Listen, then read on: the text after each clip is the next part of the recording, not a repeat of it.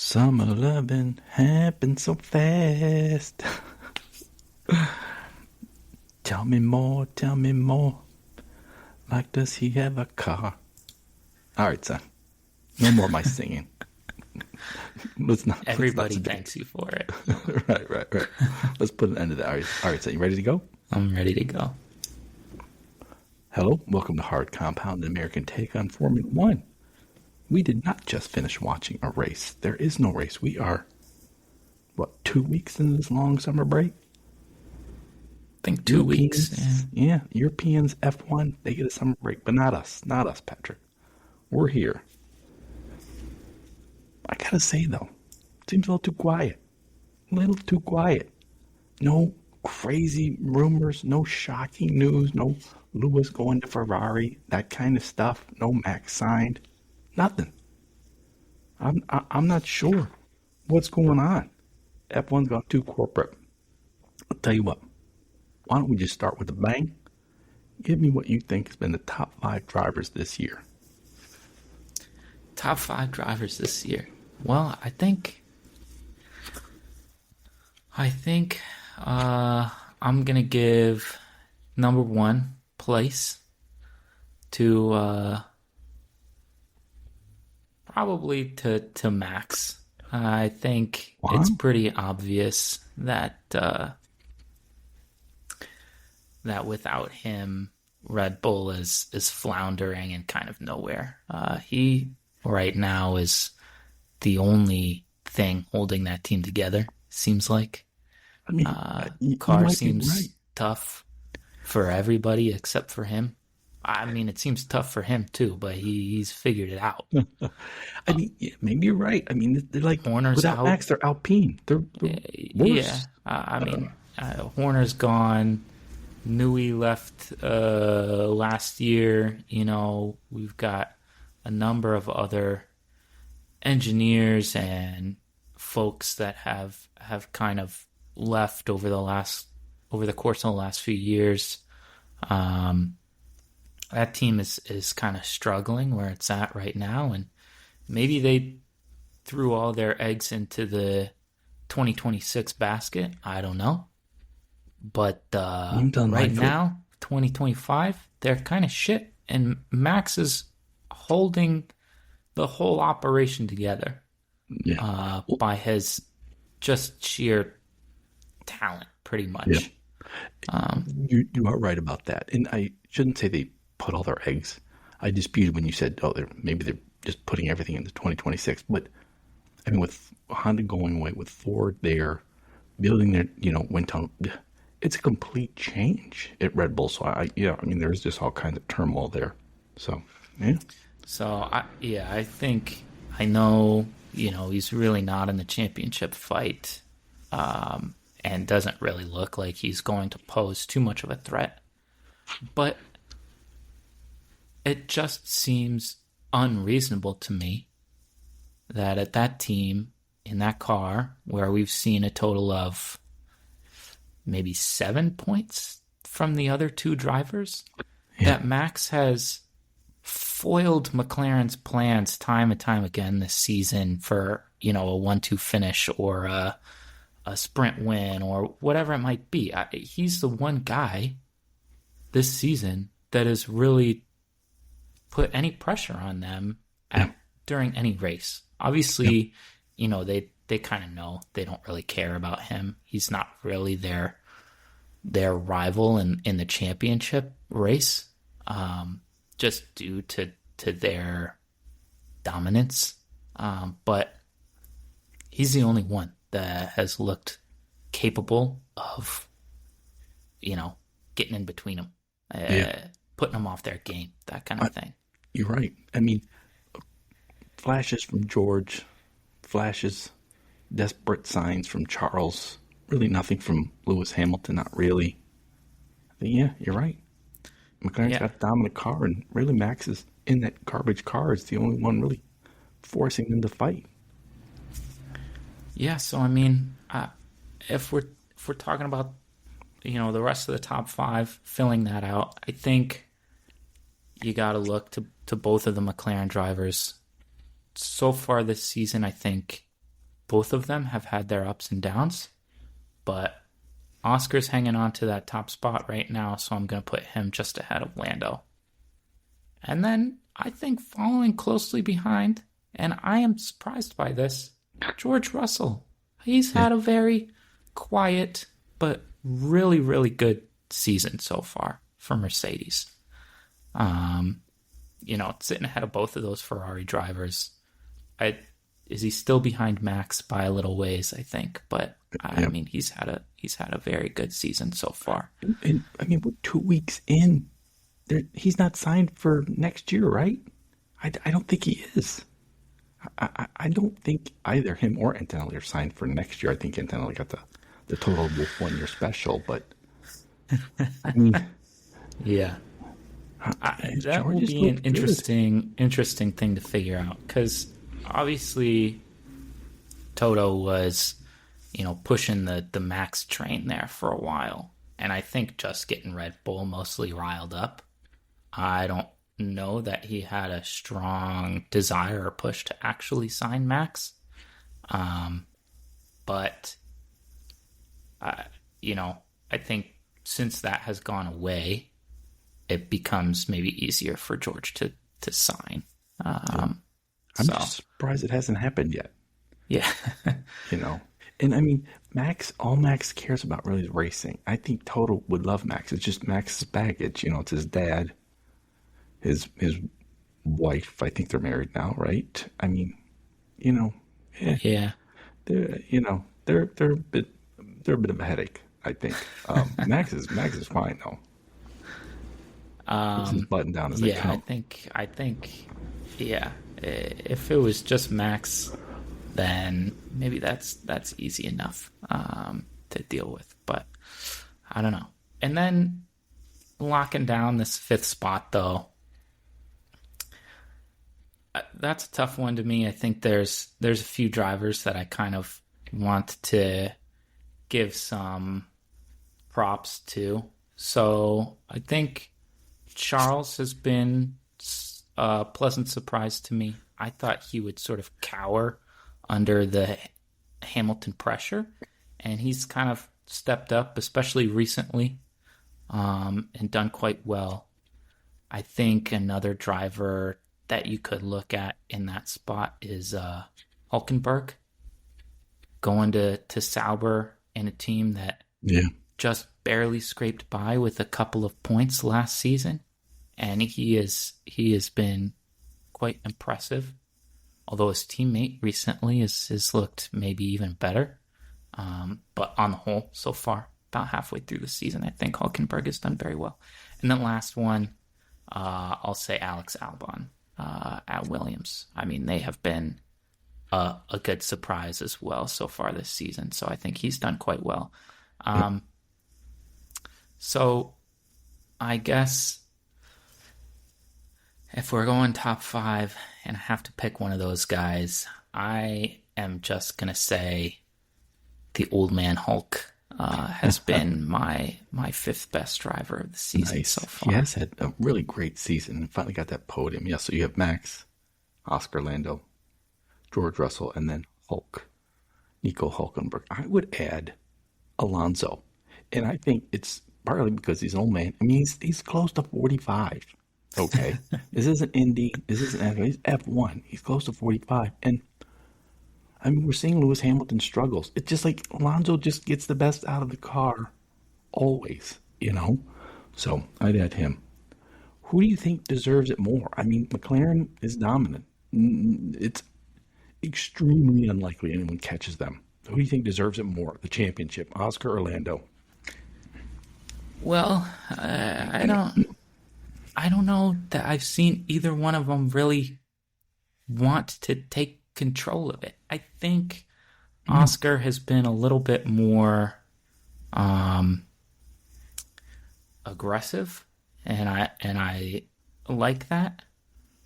Lando has certainly paid his dues at McLaren. Right now,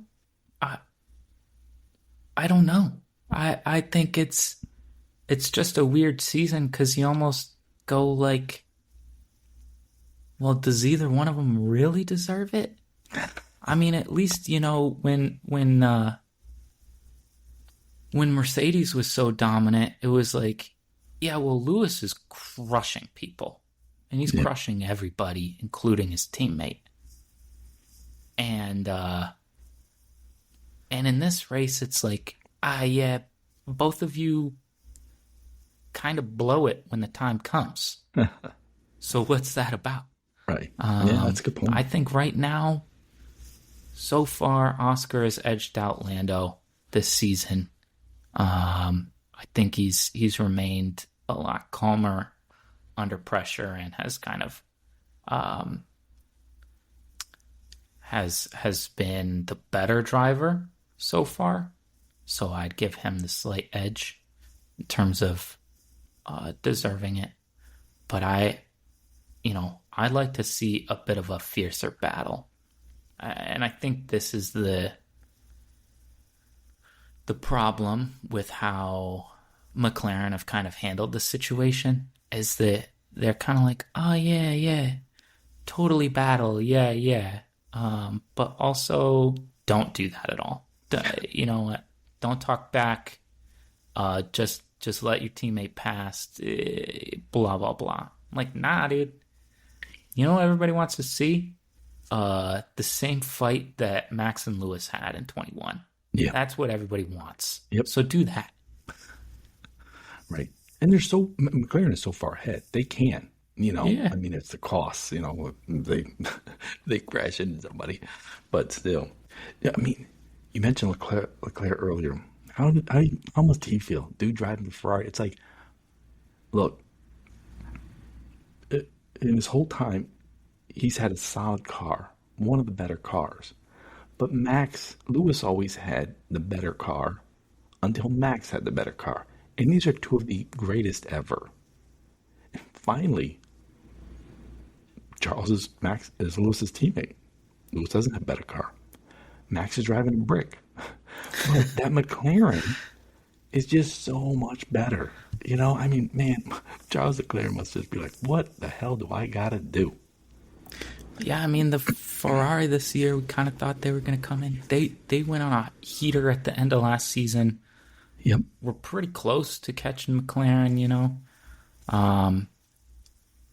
And we thought they were going to come in this season and really be one of the top dogs and at least be close to McLaren. And Max has looked better. The Mercedes has looked better. McLaren obviously is just far and away better. And Ferrari was just flailing for the first, 6-7 races pretty much. They sort of righted the ship. But it's still, they're still a ways off. And yeah, I mean, I think Lewis also, hasn't had to endure kind of the same hardships or struggles that Leclerc has had to there at Ferrari for the last, 6-7 years. Yep. But even for him, he saw what Ferrari was doing. They backed up the truck for him, and he came in and probably thought like, man, we're gonna do great things. And then he got in and was like, what the fuck are they doing at Ferrari, man? This is stupid. So I think that I don't know what they do year over year, but it seems like they think they're doing something brilliant, or maybe they even are doing something brilliant and then go, no. we got to do something else. Right. Okay. I mean, he's said a lot of, frankly, negative things publicly about the team and the car, and to a lesser extent himself. But I don't know. I mean, is that helping? I'm not sure. Maybe it's setting them up for better next year. I think maybe after the first few weeks he was like, oh, this is not happening in 2025. And maybe he's, trying to get them better for next year. I don't know. Why don't you give me your top 5 rookies? How they've done this first half of the year. You can include Liam Lawson in there. Okay. Well, I think this is this is interesting because I have mostly liked a lot of the rookies. I think um maybe number one rookie so far this season, I will say Hajar for me slightly edges out Ollie Behrman. Hmm, nice. I would put Behrman slightly edging out Hadjar. I mean, he's with Haas, but I think that's valid. And I mean, I asked you for your top five, and it's kind of interesting in the sort of the arc of their brief F1 career for all of these guys. I mean, Liam booted right away, but now he seems to have found his footing. And Hadjar with that horrible first race start. Antonelli looking so great, like Toto was just saw peered into the future and got the next Lewis Hamilton, and now he's kind of struggling. So it's been quite an arc. So yeah, all right. So Hadjar and then Behrman for you. All right. I think so. And then uh you mentioned Lawson. I think, he had an opportunity there at Red Bull and realized, like, oh yeah, this shit is undrivable. And so I feel like he almost gets an unfair, like, um, viewing, for the first few races, because yeah, car's garbage. It's pretty obvious. So I I think he has rebounded pretty well, but given the last couple of races, I'm gonna say Bortoletto's on the up, and I'm gonna give it to him. I'm gonna say he's third, slightly edging out Lawson Yeah. there in my top five. I think both of those guys have places on the F1 grid, though. I think they've both proven they're capable. I think the sport shows right away, like, man, this will eat you up. This is not for even best F2 drivers, and more than halfway through the season, they've Yeah, shown they're capable. yeah. And then uh, there are quite a few rookies this season, but I think the last three really have not had great seasons. I think just given that he has been involved in every race, has done well in a few of them. I'll give Antonelli up there. Unfortunately, the two Alpine guys, Colapinto and Doohan, are driving an Yep. Alpine. And so, if we talk about Lawson getting kind of an unfair viewing in his first few races at Red Bull, I think, that's a tough team and situation to come into, especially for Doohan. I mean, they already wanted him out at the start of the season. So, Yeah. Lewin was just always under the gun. They sort of made it clear, like, oh, well, since you're here, you sort of earned your spot, but we don't really want you. right. You're next in line. And as soon as they could pull him, they did. They've, I mean, kept in Colapinto, despite him doing nothing any better, in my view, with less pressure. So, okay, so you have Hadjar, Behrman, Bortoletto, Liam Lawson, and Kimi Antonelli. I don't disagree with that. Really, like I said, I'd maybe swap Behrman and Hadjar. We talk about rookies and who's been in. Look at some of the veterans. Horner is out. Yuki, I have a feeling he'll be out at the end of the season. What do you think? Horner, we've had rumors, he'll be without Alpine. I mean, we said before Horner will come back when he gets partial ownership. I see that only with Alpine or a new team, and the new team won't happen until, let's say, 2030. There are some rumors lately putting him with Cadillac. I say that's virtually 0% on that one. Yeah, I think it seems unlikely to me that Horner comes back so soon. So I kind of expect him to step back in, even as like sort of a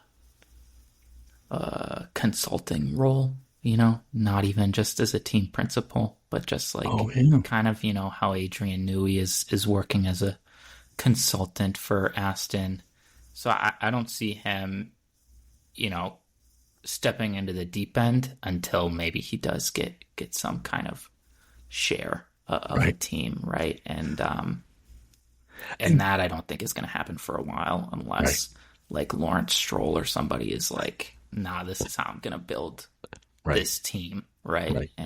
And the irony of Christian Horner being the next Helmut Marko. just the angry old man spreading gossip, getting into trouble, being a pain in the ass for everybody, but on the grid every week, decade after decade. That could be Horner's role. He's the next Helmut. I'm sure Helmut was happy to help, put one of the knives in. So it'd just be funny that becomes Horner's role. What do you think so far, first half of the season? Your biggest winner, your biggest loser?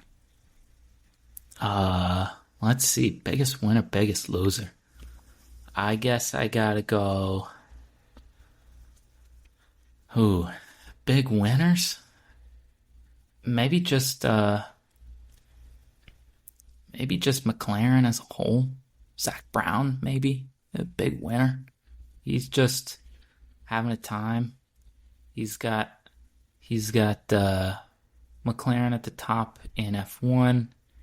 He's got top guys in Indy. McLaren is just soaking it up right now. So we'll see where they're at next year with rules changes and how that all happens.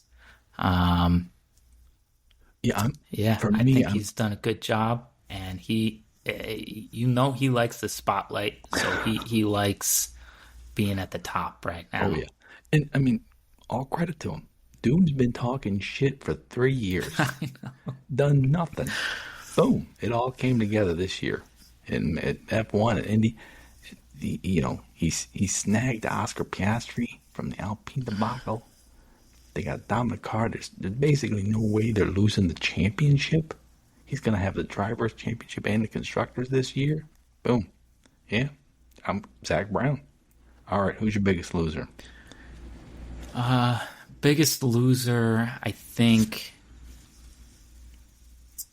That's tough. I might go with Yuki, though. I mean, you were talking about him really being on the outskirts right now and almost quite likely no longer being in Formula One next season. He felt like he deserved a shot at Red Bull to start the season, and they went, "Fuck you, Yuki. We're gonna let Liam Lawson drive this car instead." And then, he found out very quickly that, like, not great. And Yuki was doing better than him. Yuki was doing quite well there at Racing Bulls. And so he was like, well, obviously I deserve this shot at Red Bull. And after kind of years of paying his dues, and, he never looked so great, but reasonably capable. They finally gave him a shot in maybe the worst Red Bull car in their existence. Yeah, you might be right. I mean, I don't even remember when they get it from Jaguar. Like, I don't even remember year 1, year 2. I mean, it was like like 20 years ago or something. But yeah, I wonder if this is their worst ever car. You could be onto something. At least in comparison to the rest of the field, right? So, I don't know. I think you're right. And I mean, look, next year. And then, being Max's teammate, right? It's not going to be fun for anybody. Okay, you're never going to have a good time being Max's teammate. Right. And I mean, next year, I mean, he's closely affiliated with Honda. Honda's a big sponsor of his. You know, they pay some money to keep Yuki out there on the grid. But But guess I what? think they're Aston only, is not yeah, is not going to bring in Yuki. that's what I think Okay, because they're the it's only not one going to next year happen. who'll be Honda, right? Yeah, Just Aston. And Alonso hasn't said he's leaving. And if Alonso isn't leaving, he's coming back to Aston. Stroll, the son, is gonna, and he's not leaving. even if he does leave, they're probably not going to bring in Yuki. I I would bet that like they would find somebody else. Somebody that can either be a mentor to Stroll or somebody that can help the team in some way. I don't think they're going to view Yuki as that guy. So Switching to the soft compound. This week's topic: older men, younger women. I saw there was big news here in the U.S. ESPN offering a lot of money to a young woman. She's not an athlete. Her name is Katie Feeney, college student. Apparently, she blew up on TikTok or Facebook. She blew up on social media. Okay. And she covers sports, and she's so big that ESPN has hired her. They're like, hey, she's young, she's female, great on social media. That's what we need. I don't know what she's going to be doing. I mean, does everyone need this? Right after Drive to Survive came out in the U.S., a lot of U.S., the fan base really grew. And for the first time in a long time, was a lot of younger fans and female fans. But I don't know. I don't really see many impactful influencers in F1. Do you? the only one that I have seen that is maybe like comparable or similar to Katie Feeney, that's her name, right? Is Lizzie McIntosh. And she covers F1 and motorsport on different like social media platforms. And I haven't paid much attention to her content, but I have seen some of it just because I see a lot of motorsport content. And so I think, she's kind of gained a lot of popularity. I've seen her get even some like media passes and stuff onto F1 grids. So it's something that exists. I think, though, that needs to become like more, I don't want to say more mainstream, but it needs to, an actual mainstream media platform would need to actually shell out cash for that, right? Instead of just having these independent influencers doing stuff online for their own platforms. It's for another media creator, say Sky Sports or F1 TV or whatever, right? That kind of thing. I wonder if F1, like the vagaries of the sport, sort of prevent this, because let's say, and I'll use this woman, Katie Feeney. I actually had never heard of Katie Feeney until this big deal she signed, and I've never heard of Lizzie McIntosh. But let's say it's a young female. I mean, if you start as an influencer, let's say college football or NBA, you could be at the arena every game. You could be outside of, Michigan Stadium every game, or right near there. F1, they're traveling all over the world. If you're outside of Silverstone, it doesn't mean it's stupid if there's no race there that weekend, And it sort of like almost prevents, unless you're, one of the driver's girlfriends, let's say. It almost seems like impossible for this to be an organic occurrence because of the way the sport is. It's you need money. You can't just, oh, hey, I'm looking up on Katie Feeney right now. She went to Penn State, so she could have just hung out at Penn State. Ah, fuck that chick then. I know, but she could have hung out in front of their arena for 30 events a year, outside of their football stadium for 10 events a year. You're not doing that in F1. You know, she Yeah, I goes mean, to be fair, you could probably drive to most of the places in Europe. If you're British, right? Like you still could not probably easy. sure, but I mean, it would be tough to say, do a Penn State game and then go to another Big Ten game in fucking Oregon the next weekend, like that. It's the same deal. Yeah. But maybe she didn't do that. I don't know. I mean, like you could sort of stay in one place in the U.S. Let's say in even just college football and make it work. It just doesn't work. I mean, because if you're outside of, I don't know, Paul Richard, Spa, Belgium. Well, if there's no race for 3 months there, it just looks silly, So I don't know. Maybe the sport prevents there being like an independent, sort of organic, popular influencer. Yeah, I mean, I think it's definitely more difficult to do those kinds of on-site things. But I think you can still discuss the sport, show clips, whatever it is, in a way that is interesting to people. So yeah, but I mean, it depends, but I think there's some validity in your point. I mean, there's a lot of tough hurdles, barriers in the sport. I mean, we talked about before how it's hard to be an American driver. It isn't just money; it's the whole super license thing, and you've got to live in Europe. And I went into LinkedIn. Williams, Red Bull, Aston, they've got tons of job openings. They're basically, it's some great ones. They're almost all, obviously, in England. England promotes the sport.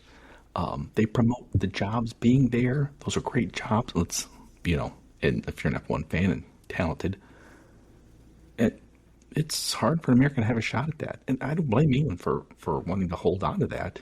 If F1 was fully based in America, or essentially, I'd be like, no, let's give that to every American student, every American engineer. Let's not let anybody else in. So I don't blame England for what they're doing, but that's another barrier of, it's like, can't really be involved in the sport. It's all in England, and they're going to make sure as best as they can, let's go to Brits. Right. Yeah, I mean, that's tough. I would like it if there were more opportunities in the States. We've discussed that before, Haas or Cadillac or whoever, even Ford, if they had opportunities to be involved in F1, I think there's a lot of talent in the U.S. that could be impactful in the sport. So, Haas has a small F1 ops here. I know, very minor. Ford, unfortunately, basically nothing. I mean, they partnered with Red Bull. It's all in England. Cadillac is going to have a decent presence, it looks like, in, I think it's in North Carolina. So it's bit by bit, I think it's happening. So, sticking to the soft compound, I don't remember who it was, but I saw, because they always like to show the girlfriends in the paddock. I'm like, okay. Or maybe Mercedes especially always loves to invite some big star, movies, TV, or soccer, let's say. But I've seen kids in the paddock, and I gotta say, I always hate the kids in the paddock. I like kids. Actually, that's a lie. I don't. But, but I mean, it's adorable. I mean, Nico Hulkenberg's daughter, he's got a little girl, and there's this video of her, and she's listing off all the driver names. It's adorable. But she's not in the paddock. I'm like, good. Keep her out of the paddock. I don't want kids in the paddock. There's too much, I don't like this. I don't know. Just rambling thought. It's like, Yeah, I mean, we'll have to have a rambling thought. It's like whenever I travel, whenever I get on the plane, I see a black man on a plane. My first thought is that he is going to be asleep before wheels are up. I can't sleep on a plane. He will, and that's an absolute superpower. And I wonder, Patrick, is that an F1 driver superpower?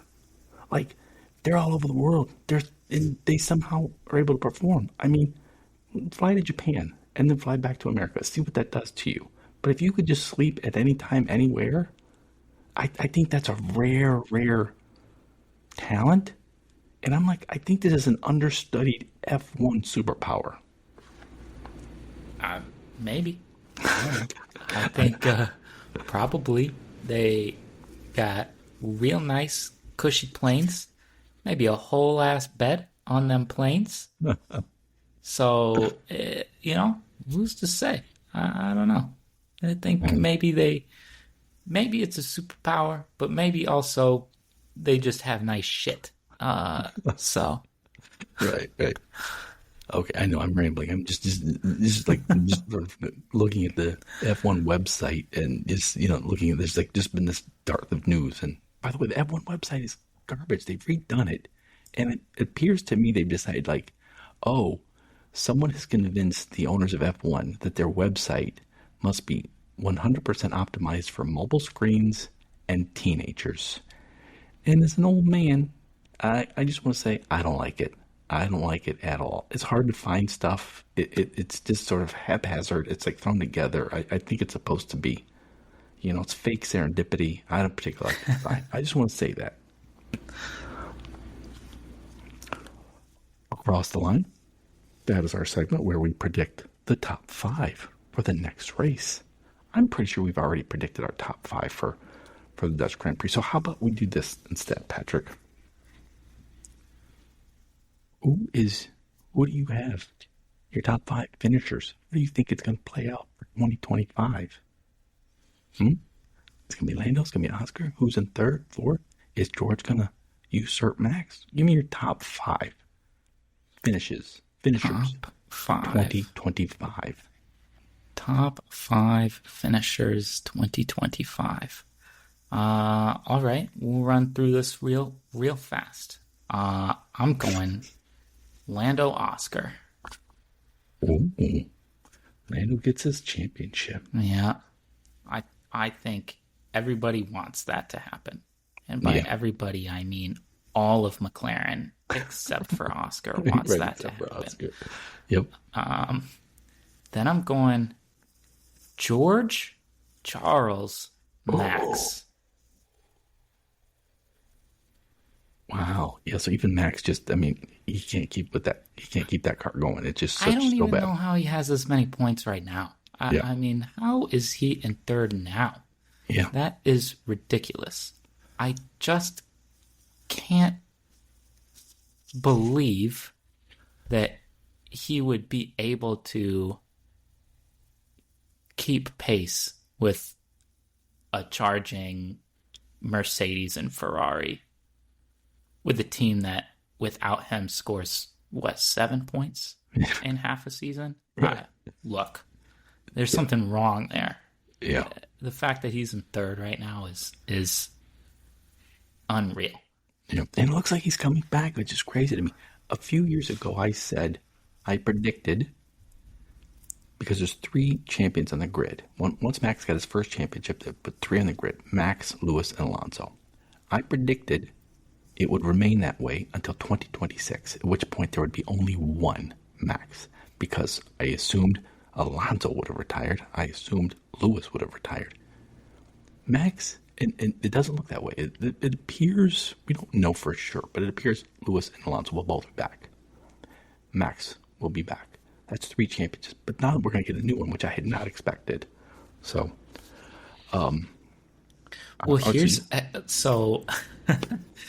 just an interesting thought, though. Would you, of the 3 current champions on the grid, who do you think retires first? Ooh, that is a good one. Because, Fernando Alonso's got to be like a bionic human, right? So, is he going to retire? I don't fucking know if he's ever going to retire. He might die in an F1 car. I don't know. Right. Lewis, I think, seemingly desperately wants an 8th. Yep. And I don't know if he gets that, but I think he's going to try his best until he just, I don't know, is broken by Ferrari. Like Charles has been. Yeah. And Max, I think he just, if he's not winning, I think he's not going to give a shit. And he might actually be the first of those 3 to retire. That's a good point because, and he's legitimately, I mean, you believe when he's like, look, man, this is, I'm just, he knows how great he is. But it's like chasing these records is just, that's not in his brain, which is weird. So he might retire. That's a good discussion topic. Who will retire first? Now, I am going to say, had you asked me at the start of the year, I would have said Lewis. Because I believe Lewis knows he's not getting that 8th.